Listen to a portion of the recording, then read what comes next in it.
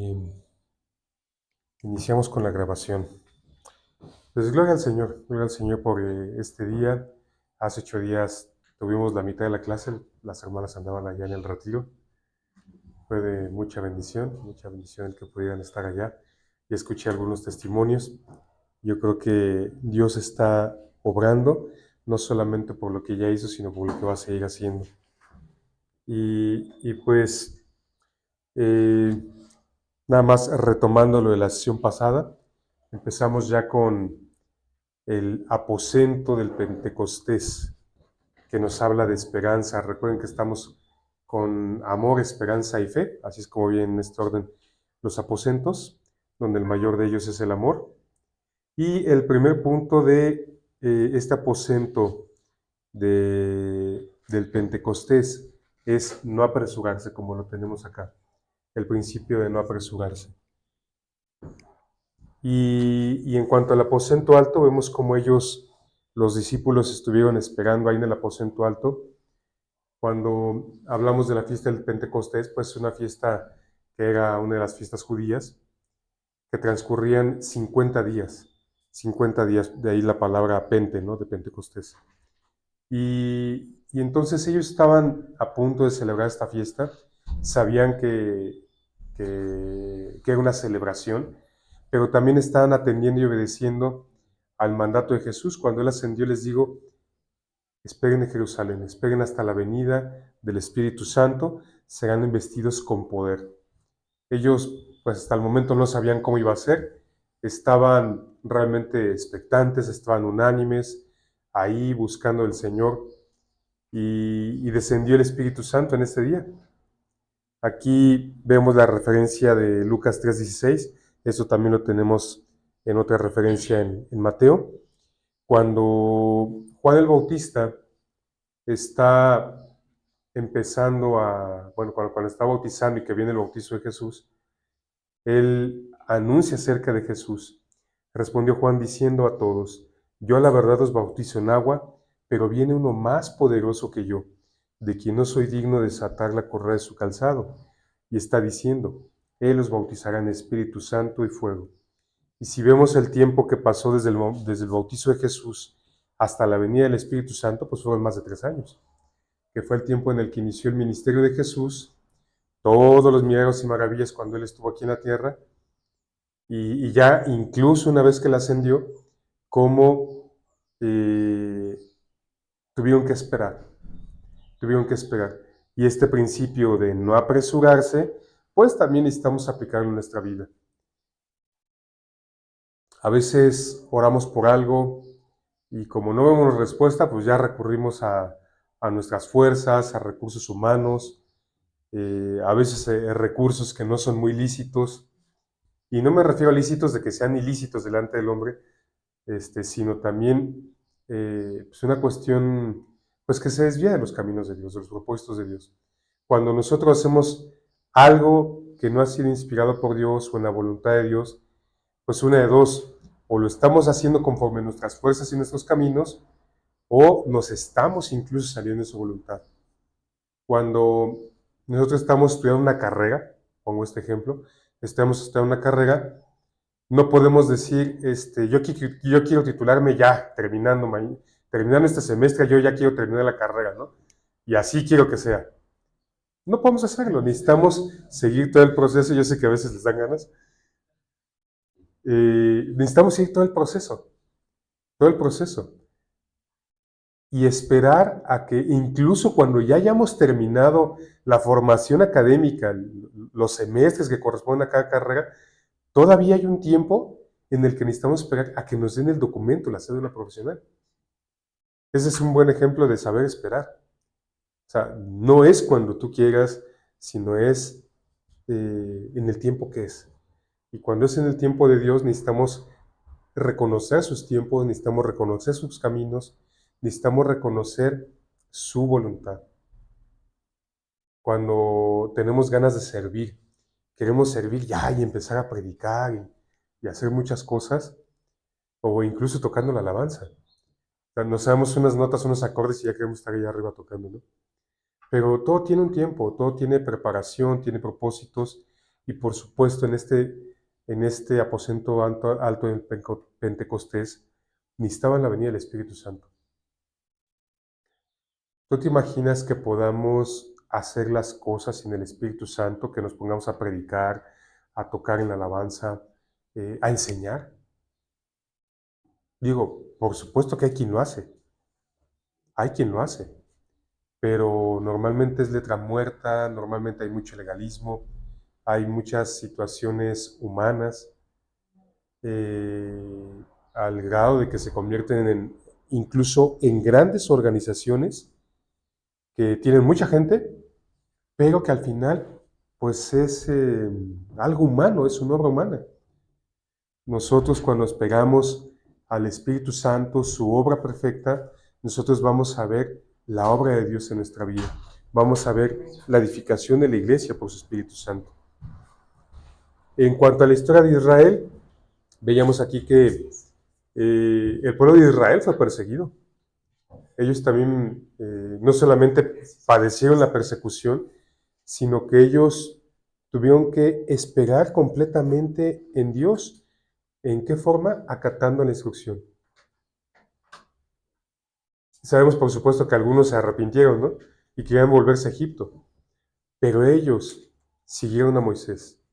Moisés, obedeciendo a Dios, Dios le dijo, tú vas a ir a sacar a mi pueblo y vas a ir delante de Faraón y ellos van a salir. Y cómo vinieron las plagas y tantas veces que estuvo yendo Moisés delante de Faraón a interceder. Y al final cómo ellos, pues todos obedecieron. Si tú ves la escritura, no hay evidencia de que alguno haya dicho, no, yo mejor me quedo aquí está más cómodo, prefiero estar de esclavo, ¿no? Prefiero que me sigan latigando. No hay evidencia de eso en la escritura. Al contrario, cuando fue el pasaje o la Pascua, vemos que todos obedecieron desde ahí, mataron ese cordero, con la sangre del cordero untaron los dinteles y las puertas, los marcos de las puertas de su casa, que pasó el ángel de la muerte, tomó la vida de los primogénitos donde no estaba la sangre, y desde ahí vemos cómo ellos fueron obedeciendo, y cuando dijeron, tomen sus cosas, e incluso que Moisés les dijo, pidan alhajas a sus amos. Todo eso, salieron con sus pertenencias y con todas esas cosas, salieron al desierto. Y ellos llegaron ahí al desierto, acamparon ahí, en el mes tercero, fíjate, ya tenían 90 días que ellos habían salido de Egipto. Y ellos acamparon ahí, dice, habían salido de Refidim y llegaron al desierto de Sinaí, y acamparon en el desierto, y acampó allí Israel delante del monte. 90 días habían pasado. No había sido poco tiempo. Sí, adelante, hermano. Una pregunta muy tonta. Todo ese oro, todo eso, ¿a quién se lo iban a vender? Si Dios en el desierto les proveía el maná. Bueno, por ejemplo, los burros, los animales, sí les iban a servir, pero tanto oro. Si se da cuenta, para la obra del tabernáculo, Dios les Era para pidió el... exactamente, Ajá. les pidió que trajeran sus aretes, sus anillos, todo ese oro se utilizó para la obra del tabernáculo. Y fue tan abundante que hubo un momento en el que Moisés les dijo, ya, paren, ya es suficiente, ya no se necesita más. Y yo creo que esa provisión era en particular para el tabernáculo. Ya después de ahí, pues lo utilizaron para enseres, para enseres. Sí, realmente no les iba a servir para comerciar, ¿y con quién? Ahí en el desierto. Uh-huh. En los montes santos, justamente el monte Sinaí, ahí es el lugar donde subió Moisés. Él subió 2 veces durante 40 días. Y aquí en Éxodo 19:3 dice, Moisés subió a Dios y Jehová lo llamó desde el monte, diciendo, así dirás a la casa de Jacob y anunciarás a los hijos de Israel. Y sabemos que durante esas 2 ocasiones que Moisés sube al monte, 2 veces de 40 días, Dios le dio las tablas de la ley. Dios le dio los mandamientos y el pueblo tuvo que esperar. Y por supuesto sabemos que en esta primera ocasión que sube Moisés al monte, el pueblo se desesperó. Y ellos dijeron, no sabemos qué le ha pasado a este Moisés. Pues así que lo dieron por perdido y le pidieron a Aarón que les hiciera un becerro de oro. Y ahí está como la otra parte de la respuesta. En efecto, ellos usaron el oro para el becerro, cuando el oro tenía un propósito específico, el tabernáculo.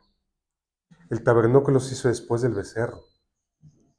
Entonces ellos no supieron el propósito para el cual ellos tenían ese oro. Pero tan abominable fue eso para Dios, que Moisés deshizo el becerro y lo hizo polvo. Ese oro no se reutilizó. Seguramente se quedó ahí entre las cenizas. No fue un oro que se haya ocupado después para propósitos divinos. Pero el pueblo de algún modo, imagínense, estuvieron 400 años en Egipto. O sea, vamos, si llevamos nuestra corta vida viviendo con una familia, ¿no adoptamos nosotros las cosas de la familia? Vivimos aquí en un país, en una nación propio en la Ciudad de México, nosotros que estamos allá en Toluca, adoptamos cosas de la ciudad, adoptamos cosas de la cultura local. Imagínense si el pueblo de Israel estuvo 400 años en Egipto, ¿cuántas cosas no pudo haber adoptado de lo que era la cultura egipcia? De hecho, en las representaciones que llegamos a ver de cinematográficas de esos tiempos de Moisés, pues vemos que el pueblo de algún modo pues tenía como vestimentas pues similares, ¿no?, a lo que conocemos de la cultura egipcia. Pero Dios quiso apartarlos para Él. Y justo con la salida del pueblo de Israel de Egipto, Dios les da las leyes conformando una nueva nación. Hasta ese momento no eran una nación. Hasta ese momento, pues eran los hijos de las 12 tribus de Israel. Llegan las 12 tribus, llegan los hijos de Manasés, y así vemos que se dirige a ellos, sobre todo en lo que es en Éxodo, Números, Levítico, habla de los hijos de. Y cuando habla de la promesa de Abraham, de Isaac, de Jacob, vemos que habla de la descendencia de Abraham, de la descendencia de Isaac, de la descendencia de Jacob. Y habla de ellos, a eso se refiere. Pero cuando sale el pueblo de Israel de Egipto, está Dios constituyendo una nueva nación. Y entonces, ahí en ese tiempo les da las leyes.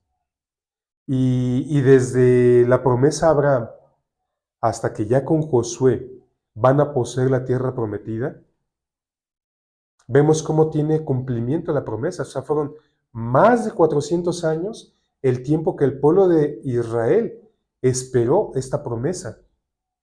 Entonces, estamos hablando aquí de esperanza. Dios le dijo a Abraham, todo lo que alcanzan a ver tus ojos es la tierra que yo les voy a dar, desde Abraham.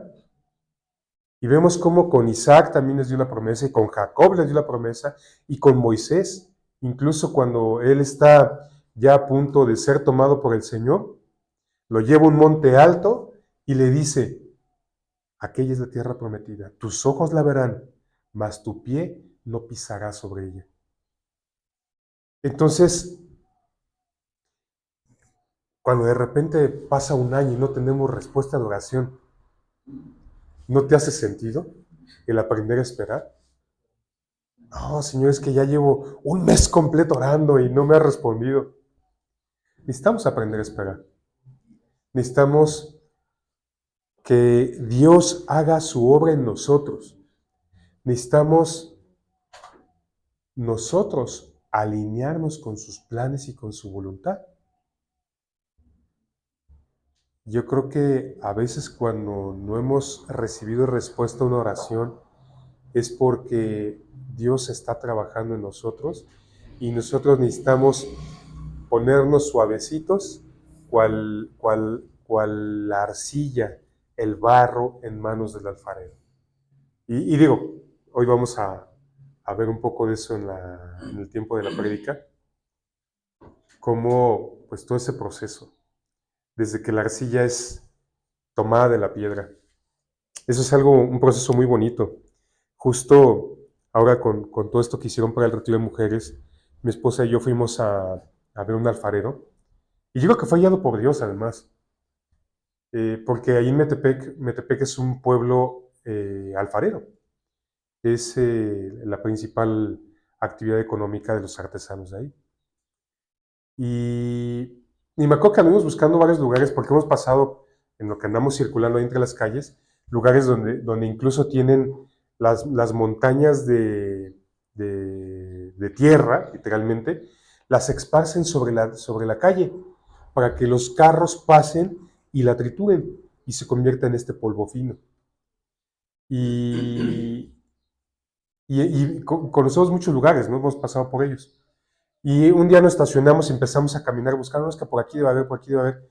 Pero me acuerdo que dije, de este lado, ¿no? Fue así como dirección, justamente yo pienso que fue dirección de Dios, de este lado y por acá, ¿no? Y llegamos a este lugar donde decía que se vende barro.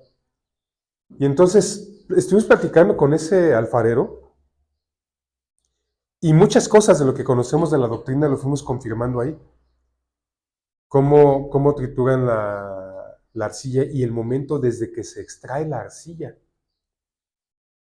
Le preguntamos al alfarero, y bueno, ¿de dónde traen la tierra? Y entonces nos explicaba, dice, no, pues esta tierra nos traen de tal lugar, pero ya nos lo acabamos. Y nos estaba hablando incluso de las propiedades de los diferentes barros. Nos hablaba del barro que se vende en Cuernavaca, el barro que se vende en Morelos, es un barro que tiende a cristalizarse. Es un barro que no agarra fácilmente la pintura.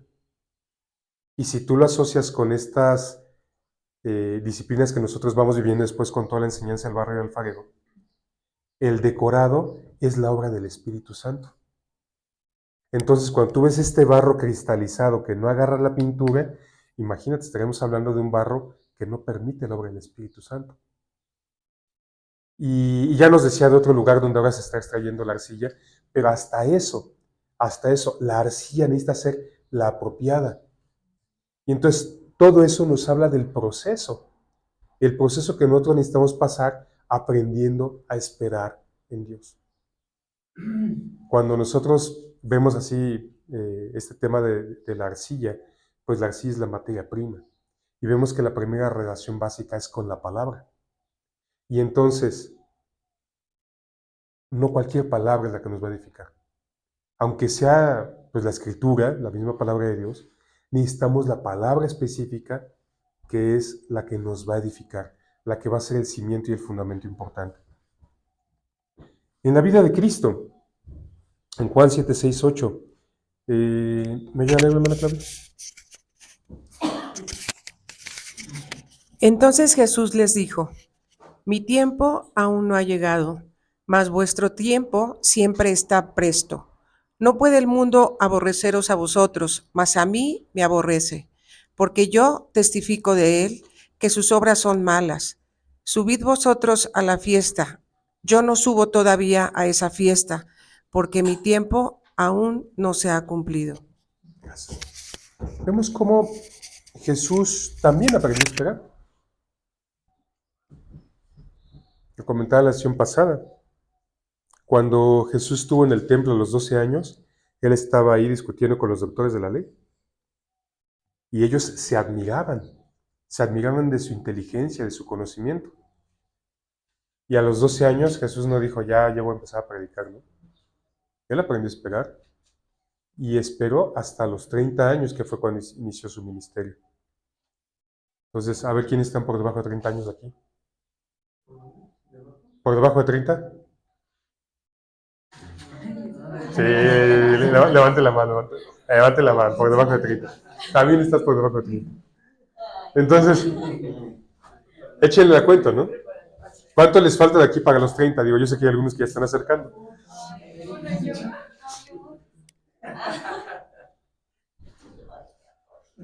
Necesitamos esperar el tiempo.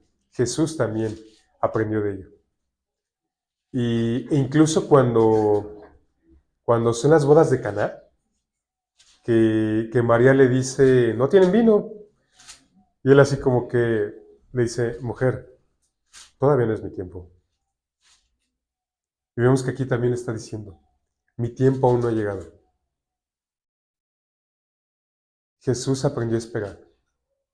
Y hasta que él fue bautizado en el Espíritu Santo, hasta que él fue lleno, él empezó su ministerio y empezó a hacer todos los milagros que estamos escribiendo, todos los milagros que conocemos ahí en la Escritura.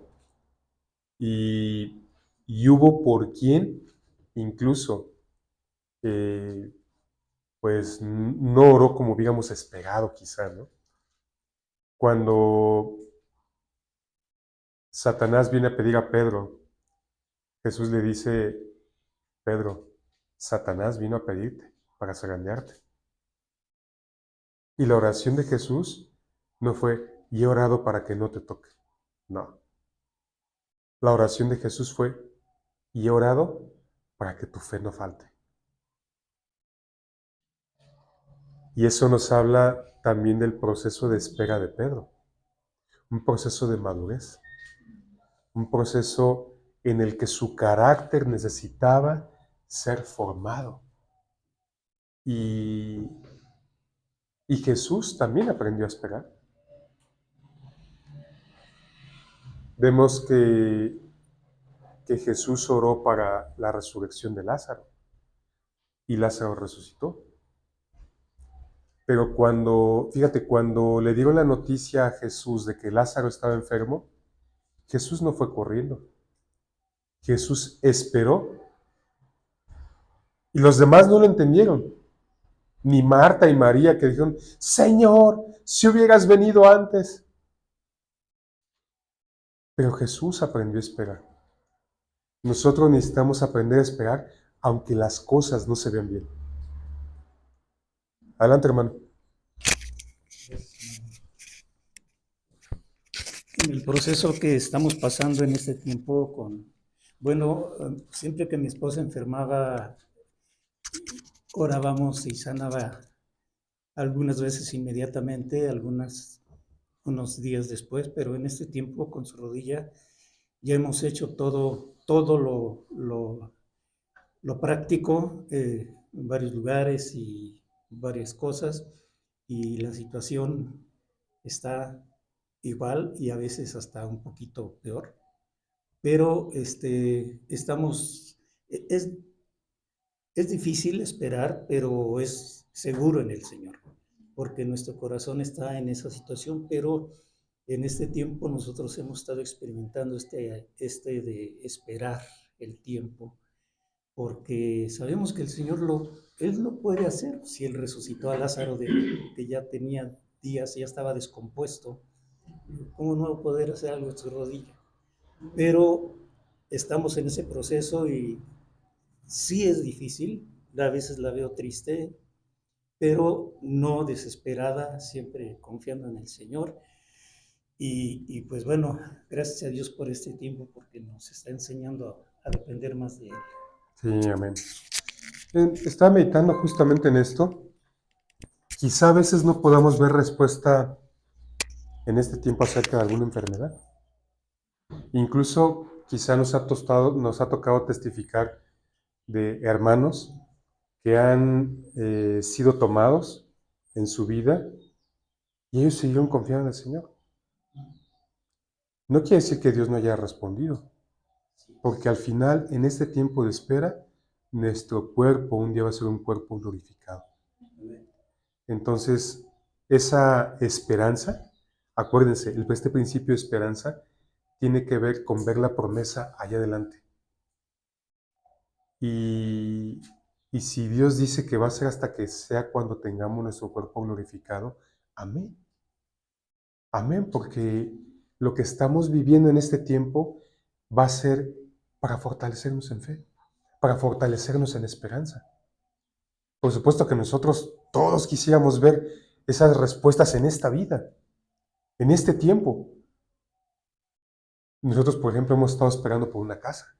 No tenemos una casa propia. Y yo digo, Señor, tú tienes los tiempos. Tú tienes la respuesta. Nos has dado promesa. Y hace poco, no me acuerdo con quién oraba, pero como que cuando dije, yo estoy seguro que el Señor nos va a dar una casa, se quedó pensando y dijo, bueno, eso puede tener varias interpretaciones, porque también con el Señor tenemos una casa. Entonces, necesitamos confiar en el Señor, en sus formas, en sus tiempos, en sus caminos. Lo importante es que nosotros aquí aprendamos este principio, esperanza. Esperanza. Y no desfallecer. Porque si nosotros empezamos a desfallecer, es como si se estuviera opacando la esperanza. No porque en sí mismo le pase algo a la esperanza, sino que es nuestra perspectiva acerca de lo que está haciendo Dios. Y aquí vemos que ríos de agua viva correrán desde el interior. ¿Qué son estos ríos de agua viva? Que nosotros nos convertimos como un manantial de vida. Cuando yo siento muy feo cuando le pregunto a alguien, ¿cómo estás? Pues aquí estoy, que es ganancia, ¿no? Me dan ganas así de decir, estás vivo, tienes un Dios vivo, el Espíritu de Cristo está en ti. No podemos nosotros tener esa perspectiva de la vida. Tenemos una vida eterna. Perdón por los ríos de agua viva. Hechos 6, 1 al 11. Tenemos este principio en la iglesia primitiva. Hermano, ¿nos ayudará?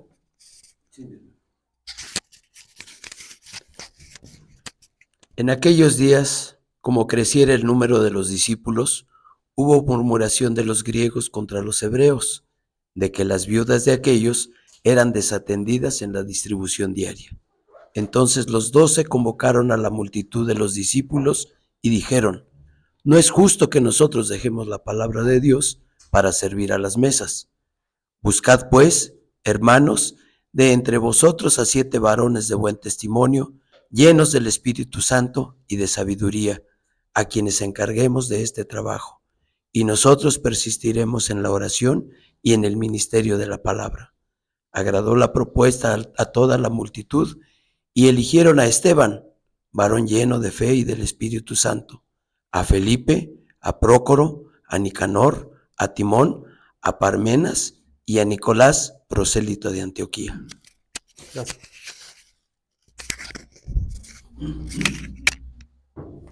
Ellos, antes de los diáconos, estaban también sirviendo a las mesas. Y ellos aprendieron a esperar. En cuestiones prácticas. En cuestiones prácticas. Y no fue que dijeron, a ver, tú y tú, ¿no? Por dedazo. Sino que ellos, como dice ahí, buscaron varones de buen testimonio, llenos del Espíritu Santo y de sabiduría. Al fin que se encuentran por montones, ¿verdad? Aprendieron a esperar. Hay filas, ¿no? Sí, ellos aprendieron a esperar. Y buscaron varones de buen nombre. Y ya aquí pensando en Esteban fue un varón lleno del Espíritu Santo. Y si tú recuerdas el pasaje de cómo Esteban testificó acerca del camino de Cristo, Esteban hace un resumen desde la salida del pueblo de Israel de Egipto hasta Jesús. Esa predicación de Esteban realmente es un buen resumen de todo desde la salida de Egipto. Es un buen resumen. Y eso pues habla de que Esteban también conocía la palabra, conocía las escrituras, era un hombre de fe, un hombre que se preparaba, un hombre que seguramente tenía el hábito de ir a la sinagoga, de estudiar. Y pues también Esteban pues esperó su tiempo. Felipe, ¿cómo fue Felipe quien le habló al etíope, no? Él fue transpuesto. Él fue transpuesto. Yo creo que eso es algo que de las cosas que menos escuchamos en estos días, personas que han sido transpuestas. Y eso, por supuesto que sería algo increíble, ¿no? Imagínate que podamos ser transpuestos. Y he escuchado de primera mano de 2 personas que han sido transpuestas. Como así, en un parpadear, pum, está en otro lugar.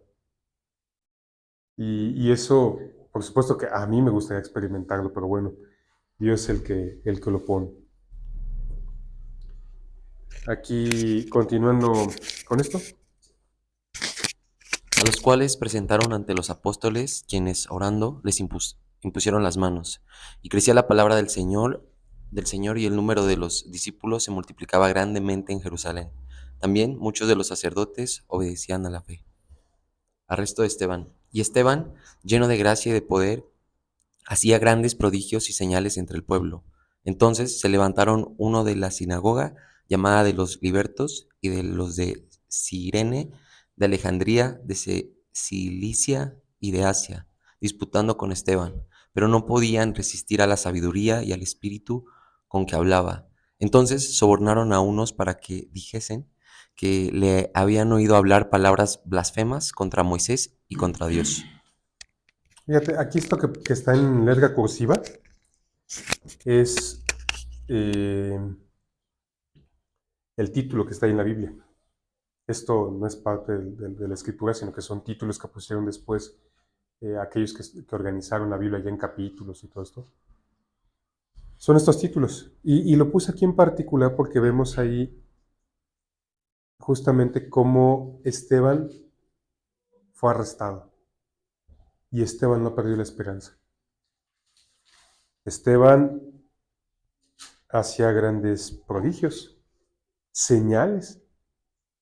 Y a pesar de que muchos empezaron a levantar estos falsos contra él no perdió la esperanza.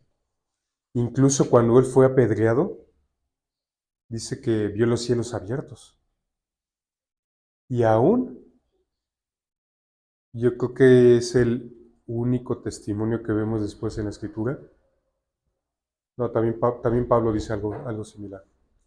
Donde Esteban dice, Padre, no les tomes en cuenta esto. Le estaban apedreando. Dijo, Padre, no se los tomes en cuenta. Eso es algo, porque su esperanza estaba puesta allá.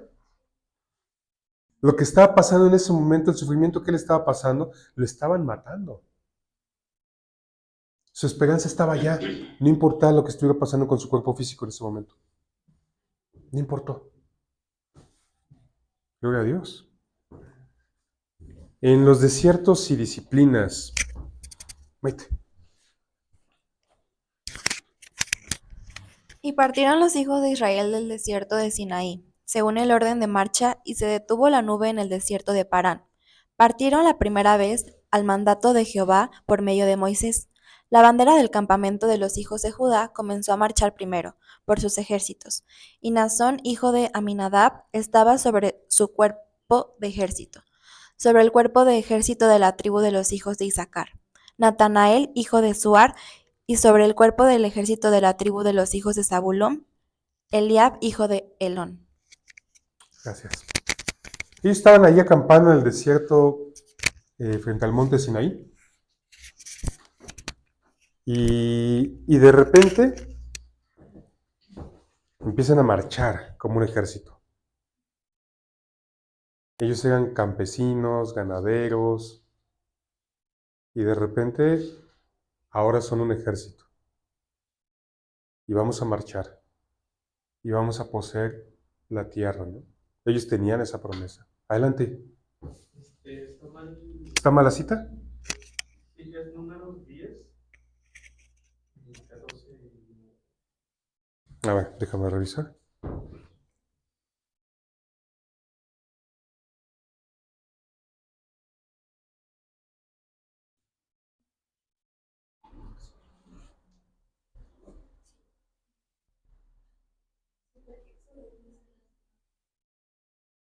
Sí, sí.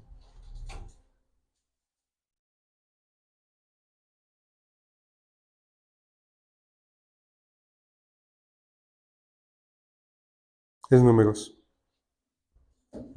Es números. Gracias.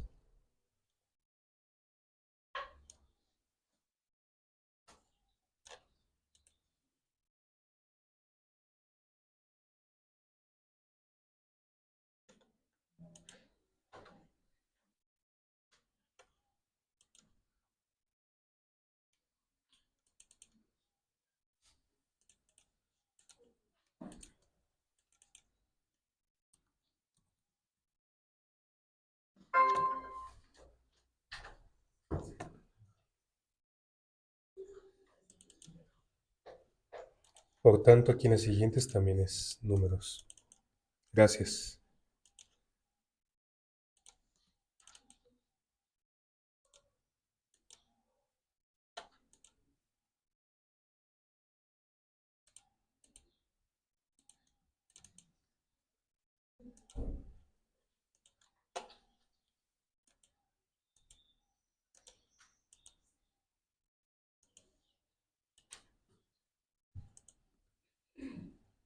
Gracias, ahí está. Gracias por la acotación, Sebas. Eso quiere decir que lees la Biblia.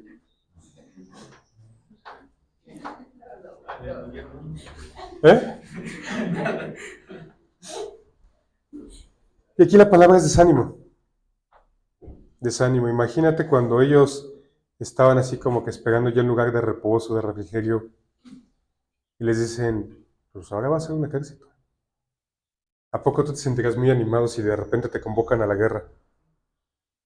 Pues no, en efecto. Entonces ellos partieron y la nube se detuvo en el desierto de Parán, que significa desánimo. Desánimo. Y a través de todo ese tiempo ellos tuvieron que aprender a esperar. Continuamos ahí con la cita.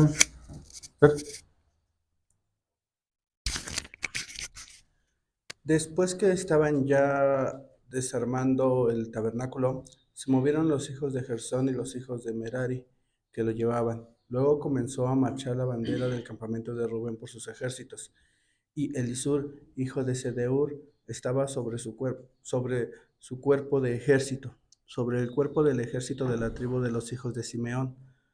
Selumiel, hijo de Zurisadai, y sobre el cuerpo del ejército de la tribu de los hijos de Gad, Eliasaf, hijo de Debel. Deu. Sí, sí. Luego comenzaron a marchar los coatitas llevando el santuario, y entre tanto que ellos llegaban, los otros acondicionaron el tabernáculo. Después comenzó a marchar la bandera del campamento de los hijos de Efraín por sus ejércitos, y Elisama, hijo de Emiud, estaban sobre su cuerpo de ejército, sobre el cuerpo del ejército de la tribu de los hijos de Manasés. Gamaliel, hijo de Pedasur, y sobre el cuerpo del ejército de la tribu de los hijos de Benjamín, Abidán, hijo de Gedeoní. Luego comenzó a marchar la bandera del campamento de los hijos de Dan por sus ejércitos, a retaguardia de todos los campamentos. Y Ahiezer, hijo de Amisadai, estaba sobre su cuerpo de ejército, sobre el cuerpo de ejército de la tribu de los hijos de Aser. Pagiel, hijo de Ocrán, y sobre el cuerpo del ejército de la tribu de los hijos de Neftalí. Ahira, hijo de Enán. Este era el orden de marcha de los hijos de Israel por sus ejércitos cuando partían. Gracias. Ahí está, toda la descripción. No hubo de que solamente unos, ¿no? Sino que todos estaban preparándose y aquí da toda la descripción del orden de marcha. ¿Te acuerdas que hace unas semanas estuvimos viendo el orden de marcha, ¿no? De los hijos de Israel. Aquí ellos uno a uno fueron convocados. Imagínate cuando ya tenían el tabernáculo ahí levantado, se estaban haciendo los sacrificios y de repente pues nos mudamos, nos vamos. Quiero pensar, por ejemplo, en el caso de aquellos que hicieron la obra del tabernáculo, toda la inspiración divina que recibieron para construirlo, para los detalles, los querubines, los hilos, los colores, toda la obra pues ahí del lavacro, todo eso llevó mucho tiempo. Y de repente vamos a levantarlo. Cuando leímos ahí que dice que cuando terminaron de levantar el tabernáculo, yo imagino que hubo un sentimiento de gran nostalgia. O sea, todo esto que estamos haciendo, y ahora, pues, ¿a dónde vamos? Pues la nube se paró ahí en el desierto de Parán. ¿A dónde vamos? ¿Y qué vamos a hacer ahora acá?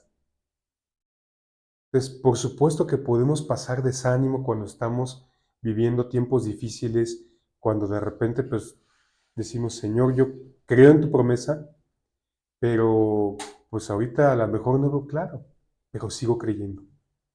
No por eso me desanimo, no por eso me desespero, sino que en esperanza sigo confiando en ti. Vamos a orar. Hanna, ¿puedes apoyarnos en oración? Amado Padre, te damos gracias, Señor, por esta clase, por este tiempo, Señor. Vamos a aprender más de ti, Señor, a que nuestras esperanzas, Señor, sean puestas en ti, Señor. Te pido, Padre, porque cada día, Señor, tú fortalezcas nuestra fe, Señor, nuestra confianza en ti, Padre mío, de que aprendamos, Señor, a esperar, Señor, tus promesas, Señor, a no desesperar, Padre. Te doy gracias, Señor, por la obra que tú estás haciendo en cada uno de nosotros, Señor. Te pido, Padre, porque no nos desesperemos, Señor, porque no erremos, Señor, al no tener esta esperanza, Señor, sino que te pido, Padre, porque nosotros vamos a estar firmes en ti, Señor, esperando y teniendo esa confianza, Señor, de que todas las cosas, Señor, las haces para bien para tus hijos, Señor. Te damos gracias, Señor, de las cosas que tú sigues haciendo y obrando en nosotros, Señor, en el nombre de Cristo Jesús. Amén. Amén.